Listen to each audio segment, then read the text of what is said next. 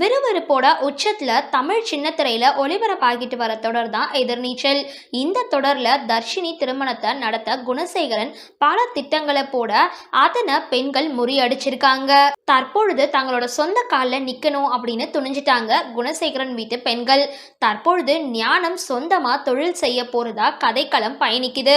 அடுத்தடுத்து என்ன நடக்க போகுது, குணசேகரன் என்ன சூழ்ச்சி செய்ய போறாரு அப்படின்றத பொறுத்திருந்து பார்க்கலாம். இந்த தொடர்ல கிருஷ்ணசாமி மெய்யப்பன் கதாபாத்திரத்துல நடிச்சிட்டு வரவர் தான் ஆர்ஜே நெலு. இவருக்கு இலங்கை தான் சொந்த ஊர். சினிமா மீது இருக்கிற ஆசையால சென்னைக்கு வந்தவருக்கு எதிர்நீச்சல் வாய்ப்பு கிடைச்சிருக்கு.